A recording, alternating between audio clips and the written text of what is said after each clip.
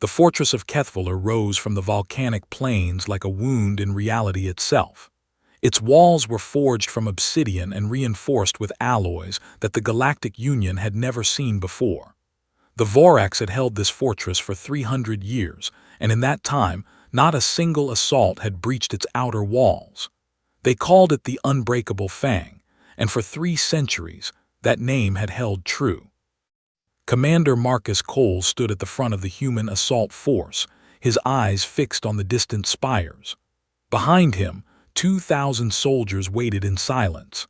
They were the first humans to ever set foot on Vorax Prime, and if the Galactic Council had their way, they would also be the last. The Council had not wanted to send humans. They had argued and debated and stalled for months. The Vorax were too dangerous, they said. The fortress was impenetrable. Any assault would be suicide. But the humans had insisted. They had demanded the right to fight, and in the end the Council had relented. Let the newcomers learn their lesson, they thought. Let them see what real war looks like. Marcus checked his rifle one final time. It was a human weapon built by human hands. The Council had offered them plasma lances and graviton cannons, but his people had refused. They would fight with what they knew. They would fight with what they trusted. "Commander," a voice crackled through his earpiece. It was Lieutenant Sarah Reyes, his second in command. "All units report ready. We're waiting on your order." Marcus nodded, even though she could not see him. "Tell them to hold. The Council observers are still setting up their cameras." He could not keep the bitterness from his voice. The Council had insisted on recording the assault. They wanted evidence of human failure, proof that Earth's warriors were not ready to join the greater galactic community. Marcus had seen the looks on their faces during the planning sessions. They expected him and his soldiers to die. A shuttle descended from the sky, its hull gleaming silver in the harsh red light of the Vorax sun. It landed 100 meters away, and a group of aliens emerged. Marcus recognized the Corvathi ambassador, a tall creature with scales the color of copper and eyes like black pearls. Behind him walked 3 Melvani, their insectoid bodies clicking and chittering as they set up recording equipment. The Corvathi approached Marcus with slow, deliberate steps. "Commander Cole," he said, his translator device giving his words a flat, mechanical quality. "The Council wishes you to know that extraction shuttles will be standing by. When your assault fails, we will attempt to rescue any survivors." "Thank you for your concern, Ambassador Thralax," Marcus replied. "But we won't be needing extraction. We didn't come here to retreat." Thralax tilted his head, a gesture that Marcus had learned to interpret as amusement. "The Vorax have defeated every army that has ever challenged them. The Corvathi lost 12,000 warriors at this very fortress. The Melvani lost twice that number. What makes you believe that humans will succeed where we have failed?" Marcus met the ambassador's gaze without flinching. "Because we have something you don't." "And what is that?" "Stubbornness." Before Thralax could respond, Marcus turned away and raised his hand. The signal was simple. One gesture, one moment, and 2,000 humans began to move. The assault on Kethvalur had begun. The first wave of defenders appeared on the walls within minutes. The Vorax were massive creatures, standing nearly 3 meters tall. Their skin was the color of charcoal, thick and armored like natural plate mail. They wielded weapons that fired bolts of concentrated plasma, each shot capable of melting through a meter of steel.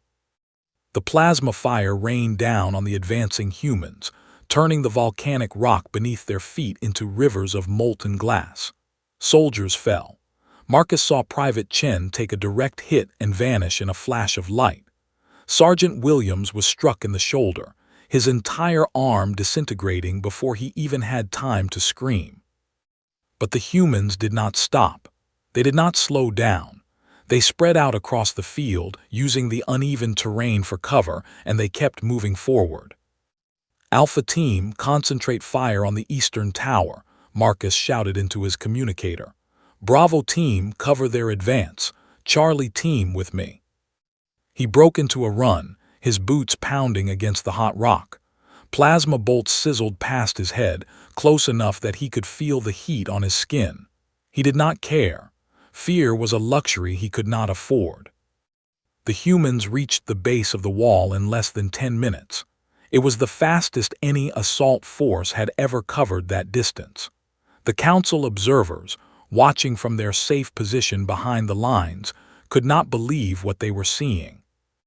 "They're actually making it to the wall," one of the Melvani chittered. "How is this possible?" Thralax said nothing. His copper scales had gone pale, a sign of deep unease. At the base of the wall, Marcus pulled out a device that the human engineers had built specifically for this mission. It was crude by galactic standards, nothing more than a shaped charge with a magnetic anchor. He slapped it against the obsidian surface and stepped back. "Fire in the hole," he shouted. The explosion was deafening.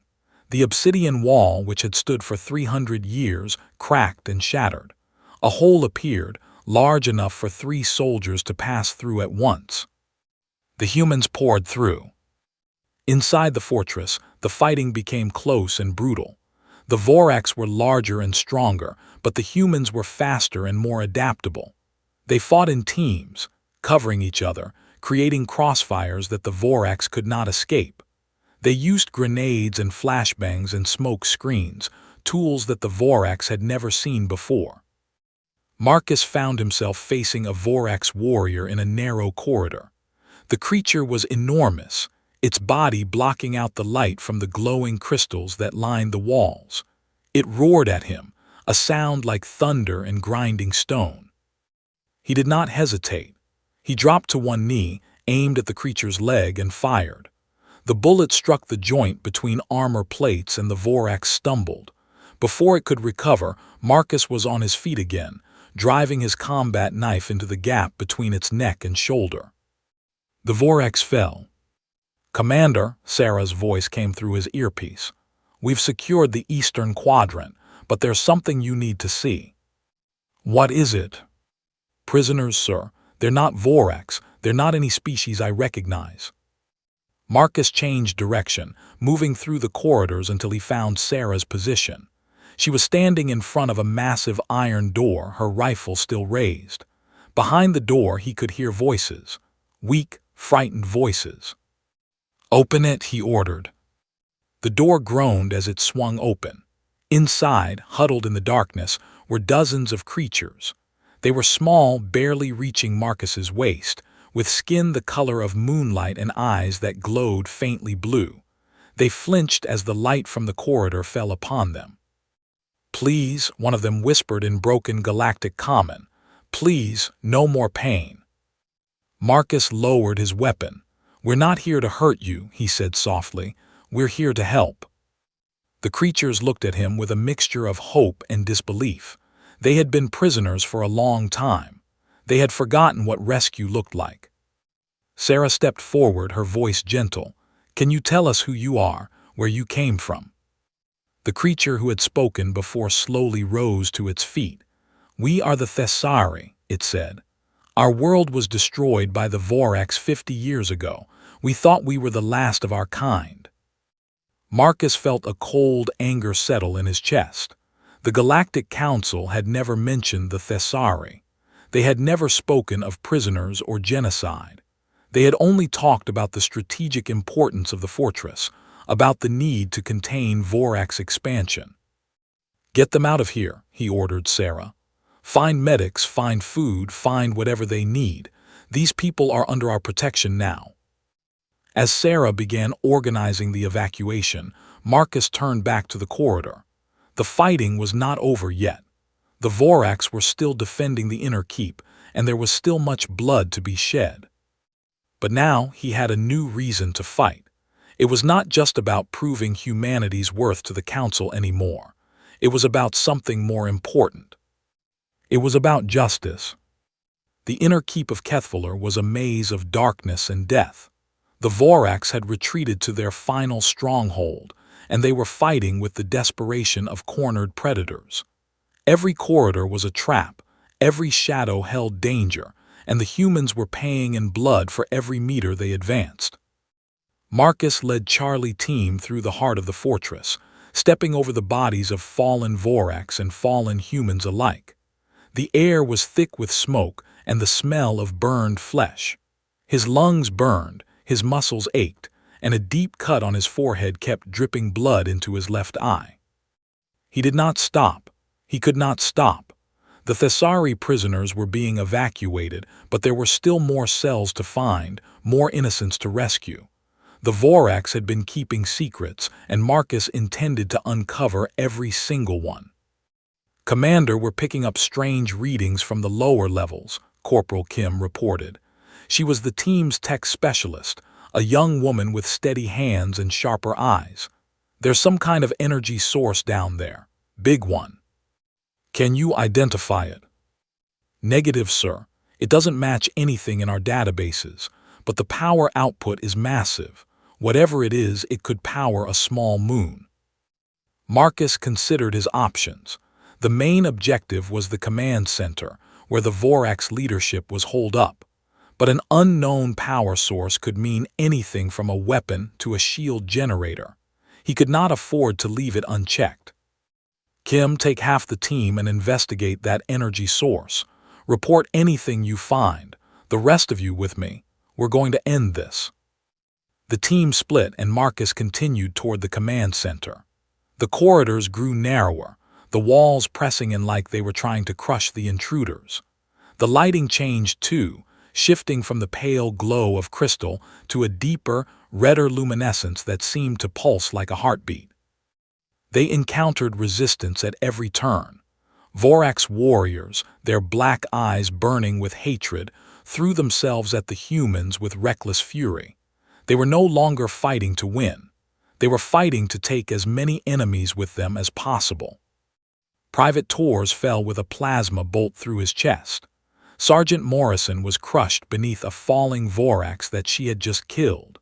The numbers on Marcus's team dwindled with every room they cleared. But they kept going. Finally, they reached the command center. It was a massive chamber, its walls lined with screens and consoles that displayed tactical data in the angular script of the Vorax. At the center stood a raised platform, and upon that platform stood the warlord. Grathkor was the largest Vorax that Marcus had ever seen. He stood nearly 4 meters tall, his body covered in scars and ritual markings. His eyes were not black like the others, but a deep, burning crimson that seemed to look straight through flesh and bone. So, the warlord rumbled, his voice shaking the air itself. These are the humans I have heard about, the newcomers who think they can challenge the might of the Vorax. Marcus raised his rifle. Surrender, Grathkor. Your fortress has fallen, your soldiers are dead or dying. This war is over. The warlord laughed. It was a terrible sound, like rocks grinding together in an earthquake. You think this is a war? This is nothing but a skirmish. The true war has not even begun. Before Marcus could respond, his communicator crackled to life. Kim's voice came through, filled with static and fear. Commander, the energy source, it's not Vorax technology. It's a weapon, some kind of planet killer, and it's already armed. Marcus's blood ran cold. He looked at Grathkor and saw the satisfaction in those crimson eyes. You see now, the warlord said. You think you have won, but you have only triggered the end. When my warriors fall, the weapon activates. It will destroy not only this world, but every world within 3 light years. Your ships, your observers, your precious council fleet, all of them will burn. You're insane, Sarah breathed. You would kill your own people. My people are warriors, Grathkor replied. Death in battle is our greatest honor, and if we must die, we will take our enemies with us. That is the Vorax way. Marcus's mind raced. He had to buy time. He had to figure out how to stop the weapon. Kim, he said into his communicator, can you disable it? I don't know, sir. The technology is unlike anything I've seen. It's not Vorax design, it's something else. Then find someone who does know. There have to be technicians, engineers, someone who understands how this thing works. Sir, the only ones who might know are, Kim paused. The Thessari, the prisoners we rescued. Commander, I think the Vorax didn't just enslave them. I think they forced them to build this weapon. The pieces fell into place in Marcus's mind. The Thessari with their advanced technology, the Vorax with their brutal strength. Together, they had created a doomsday device, a final weapon to ensure that the Vorax would never truly lose. Get the Thessari to the weapon chamber, Marcus ordered. Tell them what's happening. Ask them if they can stop it. Yes, sir. Grathcor watched this exchange with growing amusement. You think those pathetic creatures will help you? They are broken. They have been slaves for 50 years. They have no will left, no spirit. They will not lift a finger to save your kind. You're wrong, Marcus said. You see weakness where I see strength. The Thessari survived. They endured. And they will help us because that's what survivors do. They fight back. The warlord snarled. Pretty words from a doomed species, but words will not save you. He raised his massive arm, revealing a weapon built into the armor itself. It hummed with power, the barrel glowing with contained plasma. I will kill you myself, human, and then I will watch as your entire civilization burns. Marcus did not flinch. He did not retreat. He met the warlord's gaze and smiled. You can try. The command center erupted into chaos. Grathcor fired, and Marcus dove to the side, the plasma bolt scorching the air where he had stood. The remaining members of Charlie Team opened fire, their bullets sparking against the warlord's armor but failing to penetrate. Grathcor moved with surprising speed for his size. He swept his arm across the room, sending 2 soldiers flying into the walls with bone-crushing force. A third was caught by his massive fist and crushed like a paper cup. Marcus rolled behind a console, his mind racing. Standard weapons would not work. He needed something else, something unexpected. His hand found one of the grenades on his belt. It was an EMP charge, designed to disable electronic systems, not a weapon against organic targets. But Grathcor was not entirely organic. His armor was integrated with his body, connected to his nervous system through cybernetic implants. Marcus had seen the reports. He had studied them. It was a long shot, but long shots were all he had left. Sarah, he shouted, keep him busy. Lieutenant Reyes understood immediately. She broke cover, firing her rifle at the warlord's face, drawing his attention away from Marcus. Grathcor roared and turned toward her, his arm cannon charging for another shot. Marcus sprinted across the room, moving faster than he had ever moved in his life. He leaped onto a fallen console, then onto a damaged support beam, climbing higher and higher until he was level with the warlord's head. He pulled the pin on the EMP grenade and shoved it into the gap between Grathcor's helmet and neck armor. Then he jumped. The explosion was not loud, but its effects were devastating. Grathcor screamed as every cybernetic system in his body overloaded simultaneously. His arm cannon died. His targeting systems went dark. The neural links that connected him to his armor became conduits of agony. The warlord fell to his knees. Marcus hit the ground hard, his shoulder taking the impact. Pain lanced through his body, but he forced himself to his feet. He walked toward the fallen giant, his rifle raised. It's over, Grathcor. Your weapon will be disarmed, your fortress has fallen, and you are finished.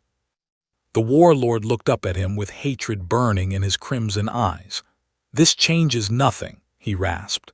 Even if you stop the weapon, the Vorax will never surrender. We will fight until the last of us draws breath. And we will remember this day. We will remember the humans who dared to challenge us. Good, Marcus said. Remember us. Remember what happens when you underestimate humanity, because this is only the beginning. He did not kill the warlord. He lowered his rifle and gestured to Sarah.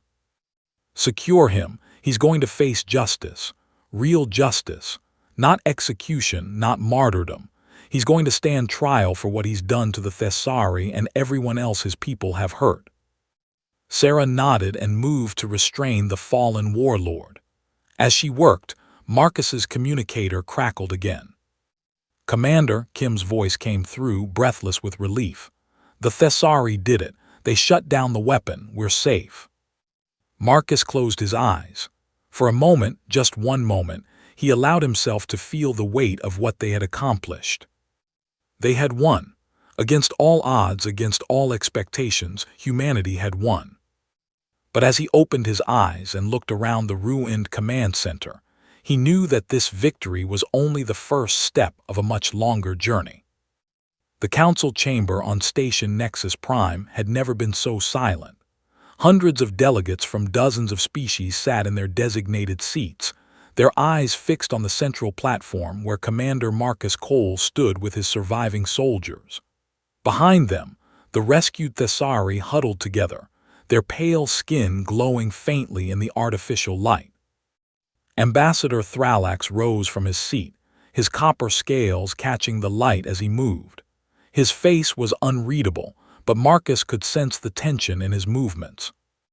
"The Council has reviewed the recordings from Kethvalar," Thralax announced. "The evidence is undeniable. The humans achieved what we believed to be impossible. They breached the unbreakable Fang. They defeated the warlord Grathkor. They saved not only their own forces but the entire system from the Vorax doomsday weapon." Murmurs rippled through the chamber. Some were sounds of amazement, others were notes of disbelief. A few carried darker undertones that Marcus chose to ignore. "Furthermore," Thralax continued, "the humans discovered something that the Council had overlooked, the Thessari survivors." He gestured toward the pale being standing behind Marcus. "For 50 years we believed the Thessari were extinct. We mourned their loss and moved on. We never thought to investigate. We never thought to look." Marcus felt a cold anger stir in his chest. He had suspected as much, but hearing it confirmed still hurt. The Galactic Council, with all its resources and intelligence networks, had simply assumed the Thessari were gone. They had not bothered to check. They had not cared enough. "The Council owes the humans a debt of gratitude," Thralax said. "And more importantly, we owe the Thessari an apology. We failed them. We allowed them to suffer for half a century while we focused on other matters." A Melvani delegate rose, its insected body clicking with agitation. "While the ambassador's words are poetic, the Council must consider the larger implications. The humans use tactics and weapons that are not approved by galactic convention. They employed explosives, chemical agents, and electromagnetic devices that could have caused significant collateral damage." "Collateral damage," Marcus spoke for the first time, his voice cutting through the chamber like a blade. "We rescued prisoners that your conventions forgot. We stopped a weapon that would have killed billions. And you want to discuss protocol?" The Melvani's antennae twitched. "Commander Cole, you must understand." "I understand perfectly," Marcus interrupted. "I understand that your conventions and protocols have accomplished nothing against the Vorax. I understand that for 300 years you have been losing this war while following your precious rules. And I understand that when we finally won a battle, your first instinct was to criticize how we did it." The chamber erupted into noise. Delegates shouted at each other, some supporting Marcus, others condemning him. Thralax raised his hands for silence, but the chaos continued. Then a new voice spoke, soft but clear. The chamber fell silent immediately. "The human speaks truth." Marcus turned to see one of the Thessari stepping forward. It was the same one who had spoken to him in the prison cell, the one who had first asked for mercy. Its blue eyes were no longer filled with fear. Now they burned with something else entirely. "I am eldest Vethara of the Thessari," the creature said. "Before my people were enslaved, I was a member of this very council. I sat where the Melvani delegate now sits, and I spoke of conventions and protocols. I believed in the system." Vethara walked slowly across the platform, its gaze sweeping across the assembled delegates. When the Vorax came for my world, we called for help. We sent messages to every member of this council. We begged for assistance. And do you know what we received? No one answered. Nothing, Vethara continued. We received nothing. The council debated. The council discussed. The council followed protocol. And while you debated, my people died. Millions of us. Burned, butchered, enslaved. And those of us who survived were forced to build weapons for our captors, weapons that would one day destroy your worlds as easily as ours was destroyed. The eldest's voice grew stronger. For 50 years I have lived in darkness. I have watched my people suffer. I have waited for rescue that never came. And then when all hope seemed lost, the humans arrived. Not your great fleets, not your advanced warriors, humans. A species so new to space that most of you had never heard of them. Vethara turned to Marcus, and for the first time it smiled. They did not ask for permission. They did not wait for protocol. They stormed the fortress, they freed my people, and they stopped the weapon. They did in one day what this council has failed to do in 300 years. The eldest faced the council again. So do not speak to me of conventions. Do not lecture me about proper procedures. The humans saved us. And on behalf of every Thessari who still draws breath, I declare that my people stand with humanity. From this day forward, we are allies. The chamber was silent. Even the most critical delegates had no words to offer in response to the eldest's testimony. Thralax was the first to recover. Eldest Vethara, your words carry great weight. The council acknowledges the failures of the past, and we are grateful for the actions of Commander Cole and his forces. But Marcus noticed something in the ambassador's eyes. A flicker of calculation, a shadow of something hidden. He had seen that look before, on the faces of politicians and bureaucrats. It was the look of someone who had more to say but was choosing to remain silent. After the formal session ended, Marcus found himself standing on an observation deck, looking out at the stars.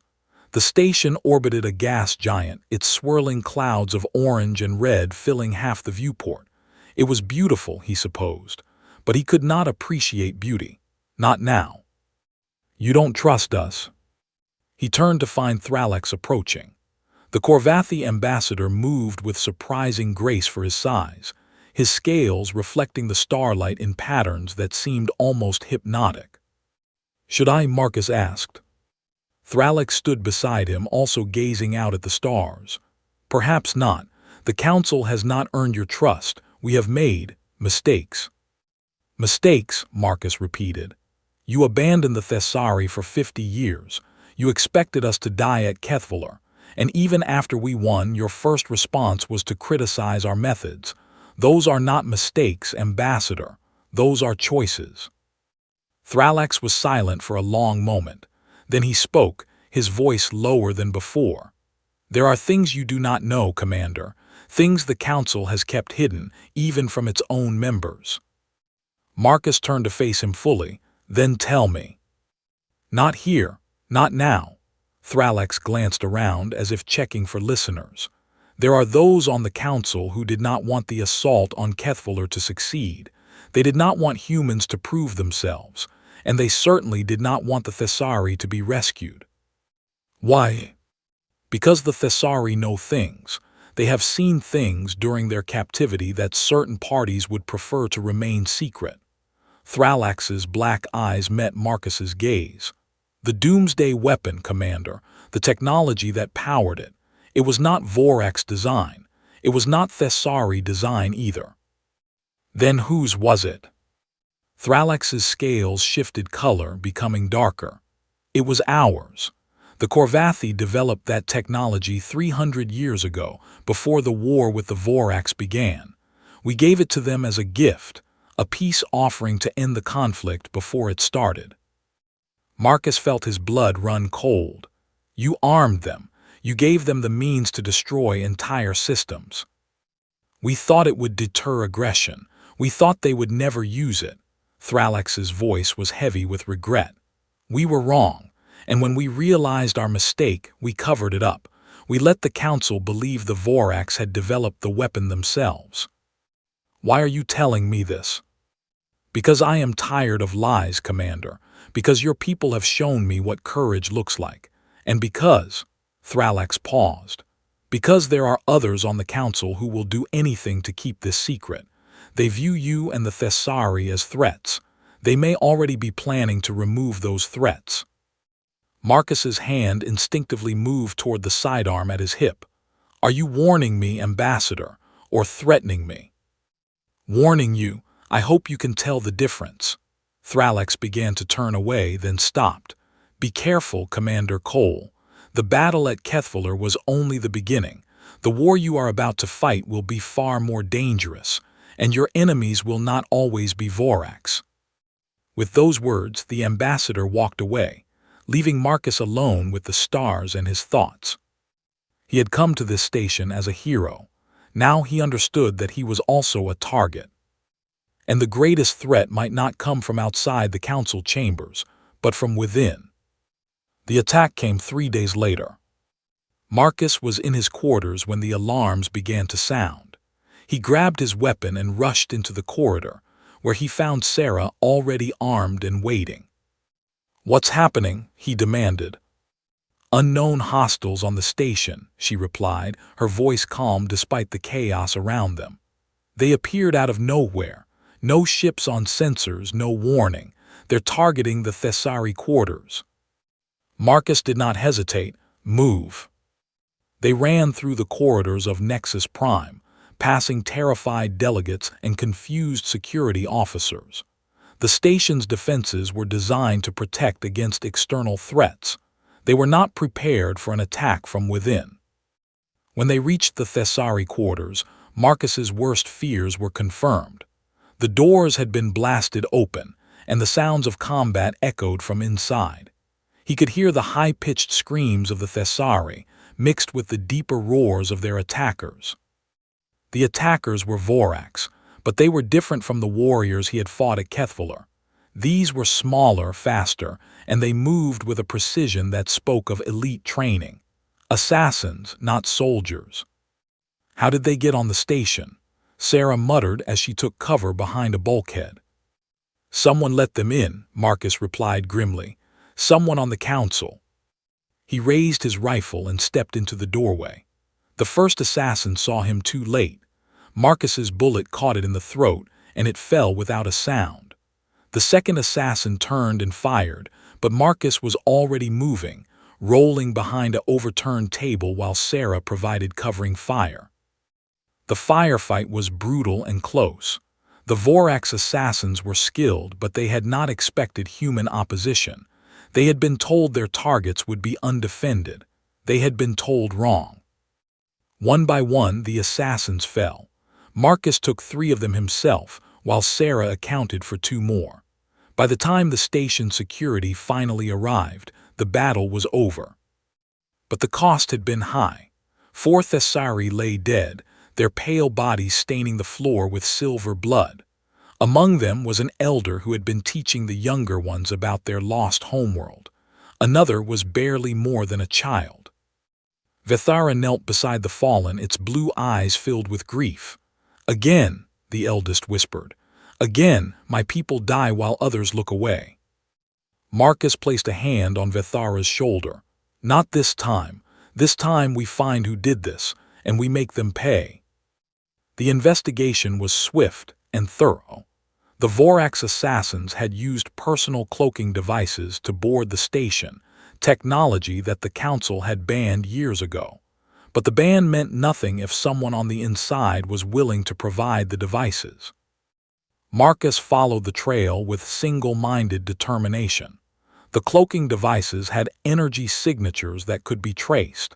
The assassins had communication equipment that stored messages, and those messages led to a name. High Counselor Marvek. Marvek was a Corlo, a species known for their political cunning and their mastery of manipulation. He had served on the council for over a century, slowly accumulating power and influence. He was one of the most respected figures in galactic politics. He was also, it seemed, a traitor. "We can't accuse him without proof," Sarah warned. "The council won't believe us. Marvick has too many allies." "Then we get proof," Marcus replied.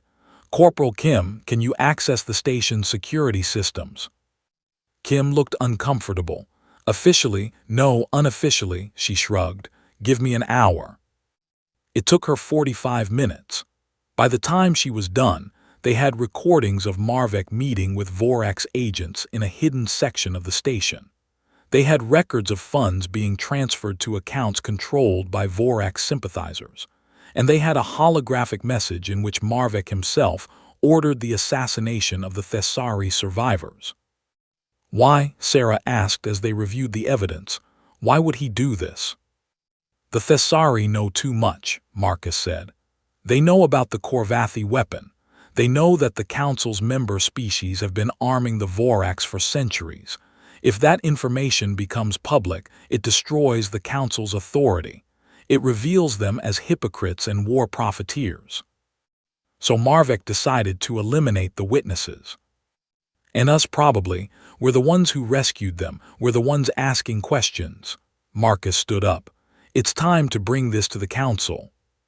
The confrontation happened in the main chamber with every delegate present. Marcus walked in with his evidence, flanked by Sarah, Kim, and eldest Vethara. The station security had been alerted, and they had stationed guards at every exit. Marvick sat in his usual seat, his narrow face showing no concern as Marcus approached the podium. The Corlo were masters of deception, and Marvick was the best of them all.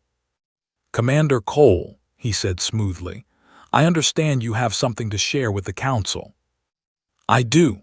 Marcus activated the holographic display, and Marvick's own face appeared above the chamber.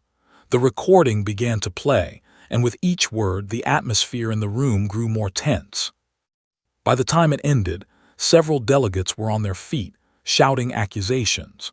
Others had gone pale, their carefully maintained neutrality shattered by the weight of the evidence. Marvick, however, remained calm. "A clever forgery," he said, "manufactured by humans who wish to undermine the Council's authority." "Then explain the security logs," Marcus replied. "Explain the financial records. Explain how Vorax assassins with banned technology appeared on this station and went directly to the Thessari quarters." "Coincidence, conspiracy, human paranoia." Marvick spread his hands. "I have served this council for 100 years. My loyalty is beyond question." "No one's loyalty is beyond question," Thralax said suddenly. The Korvathi ambassador rose from his seat, his copper scales gleaming. "I have remained silent too long. I have protected secrets that should have been revealed years ago. No more." He looked directly at Marvick. "The weapon at Kethvalar was built with Korvathi technology that I helped develop before I understood what it would be used for. But it was High Counselor Marvick who authorized its transfer to the Vorax.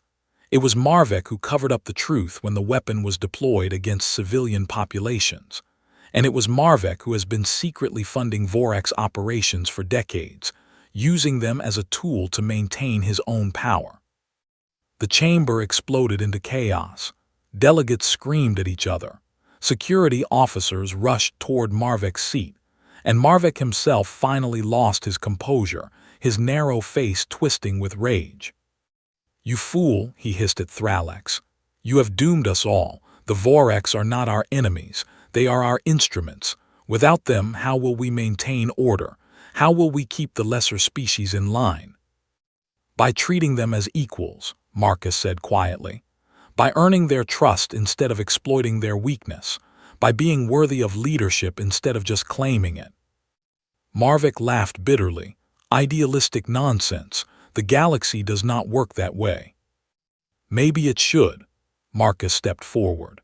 "High Counselor Marvick, by the authority granted to me as a representative of Earth, and with the support of the Thessari and the Korvathi, I place you under arrest for treason, conspiracy, and crimes against sentient beings." Security officers surrounded Marvick, their weapons drawn. The High Counselor looked around the chamber, searching for allies, but found none. Even those who had supported him moments ago now refused to meet his gaze. In the end, he went quietly. He had played his final card and he had lost. As the guards led him away, Vethara approached Marcus. "Thank you," the eldest said, "for everything." "Don't thank me yet," Marcus replied. "This isn't over. Marvek was just one symptom of a larger disease. The council needs to change fundamentally, and that's going to take time." "Time is something we now have," Vethara said, "thanks to you." Marcus allowed himself a small smile. "Then let's make sure we use it well." 6 months later, the galaxy looked very different. The Galactic Council had been reformed. Marvek's arrest had triggered a cascade of investigations that revealed corruption at every level of the old government. Dozens of officials had been removed from power, and new representatives had been elected to take their places. Humanity had been granted full membership in the council, with all the rights and responsibilities that entailed. Earth's ambassador now sat in the main chamber, her voice carrying equal weight with species that had been spacefaring for millennia. The Thessari had been given a new homeworld, a garden planet in a system that the council had held in reserve for emergencies. They were rebuilding their civilization, slowly and carefully, with help from humans and other species who had come to admire their resilience. And the war with the Vorax had changed as well. Marcus stood on the bridge of the newly commissioned warship Unity, watching as a fleet of human and allied vessels emerged from hyperspace. They had come to meet with representatives of the Vorax Reformation, a faction within the enemy species that had risen in the aftermath of Grathkor's defeat. "I still can't believe we're doing this," Sarah said from beside him, "negotiating with Vorax after everything they've done." "Not all Vorax supported the old regime," Marcus reminded her. "Some of them were slaves as much as the Thessari were, bred for war, given no choice about how to live. Now they have a chance to be something different." "Do you think they'll take it?" "Some will, some won't. That's always how it works." He turned to face her. "The point is that we're giving them the opportunity. We're showing them that there's another way. And maybe, if we're lucky, we can end this war without having to kill every last one of them." A communication officer looked up from his console. "Commander, we're receiving a signal from the Vorax flagship. They're ready to begin negotiations." Marcus nodded. "Tell them we're on our way." The shuttle ride to the neutral zone was tense but uneventful.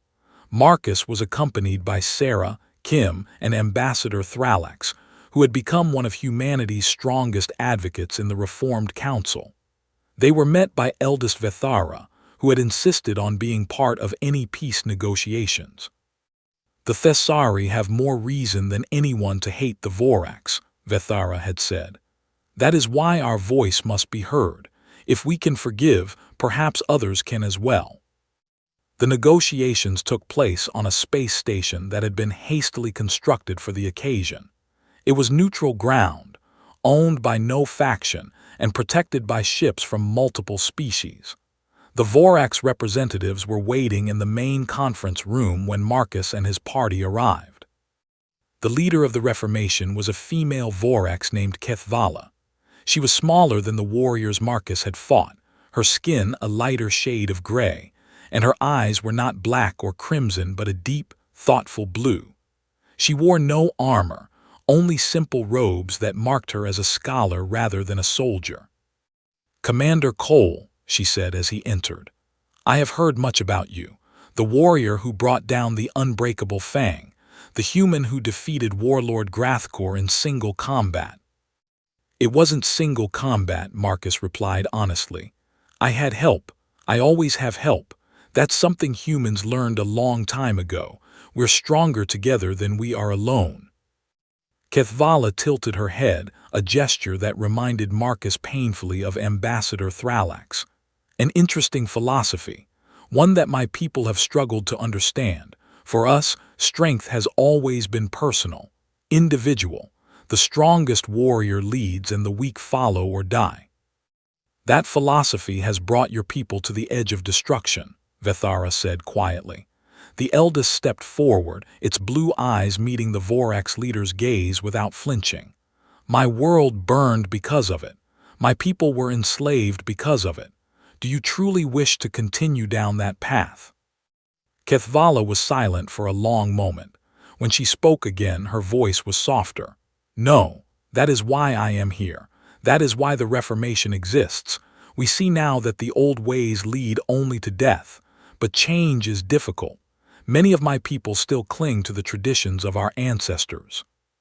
Change is always difficult, Marcus said, but it's also necessary. The galaxy is bigger than any one species. There's room for all of us if we're willing to share. The negotiations lasted for 3 days. There were arguments, accusations, and moments when it seemed like the entire process would collapse, but slowly, painfully, progress was made. The Vorax Reformation agreed to a ceasefire. They agreed to release all prisoners still held in their territory. They agreed to cooperate with Council investigations into war crimes. In return, the Council agreed to lift the embargo on Vorax worlds. They agreed to provide humanitarian aid to Vorax civilians who had been affected by the war. And they agreed to recognize the Reformation as a legitimate government, separate from the remnants of the old warlord regime. When the final treaty was signed, Marcus found himself standing with Kethvala on an observation deck, much like the one where Thralax had warned him about council conspiracies months ago. The stars stretched out before them, countless points of light representing worlds and civilizations beyond number. Your people are strange, Commander, Kethvala said. You fight with courage and ferocity that rivals any Vorax warrior, but then you offer your hand to your defeated enemy and help them stand again. I do not fully understand it. Marcus thought for a moment before answering. We've learned over our history that wars end. They always end. And when they do, you have to live with your former enemies. You can try to destroy them completely, but that rarely works. Or you can try to build something new together, something that's better than what came before. And you believe this is possible, even after everything that has happened. I have to believe it, because the alternative is endless war, endless suffering, endless death, and I've seen enough death for one lifetime. Kethvala studied him with those deep blue eyes. You are a remarkable species, humans. Perhaps the galaxy needed you. Perhaps we all needed someone to remind us that there are other ways to be strong. We're not special, Marcus said. We're just stubborn. Too stubborn to give up, too stubborn to accept that things can't change. He smiled slightly. And maybe that's exactly what the galaxy needed. 3 weeks later, Marcus returned to Earth for the first time in nearly a year. He stood on a hill overlooking the city where he had grown up, watching the sunset paint the sky in shades of orange and gold. Sarah stood beside him, her hand resting gently on his arm. You've been quiet since we landed, she observed. Just thinking, he replied, about everything that's happened, about everything that's still to come. Any regrets? He considered the question carefully. Some. I think about the soldiers we lost at Kethvala. I think about the Thessari who died in the assassination attempt. I think about all the lives that could have been saved if we had acted sooner, known more, been better. And then I think about the Thessari who are rebuilding their civilization. I think about the Vorax who are learning that there's more to life than fighting. I think about the Council, finally starting to live up to its ideals instead of just talking about them. He turned to face her. We didn't fix everything. We probably never will, but we made things better, and that's all anyone can do. Sarah smiled. You sound like a philosopher. God, I hope not. I'm just a soldier who got lucky. You're more than that, Marcus. You're a symbol. Whether you like it or not, you represent what humanity can be. The courage, the determination, the refusal to give up even when the odds seem impossible. She squeezed his arm. That's not luck. That's who you are. He did not know what to say to that. So instead, He turned back to the sunset and watched as the last light of day faded into the gentle darkness of night. Above them, the stars began to appear, stars that humans had once looked at with wonder and longing, dreaming of the day when they might travel among them. Now those dreams had become reality. Humanity had taken its place in the galactic community, not as servants or spectators, but as equals, as leaders, as friends and allies to species that had doubted them, feared them, or simply ignored them. The road ahead would not be easy. There would be more conflicts, more challenges, more moments when everything seemed hopeless. But Marcus knew that his people would face those challenges the same way they had faced every challenge in their history. Together with courage, with hope. Because that was what it meant to be human. And in the end, that was enough.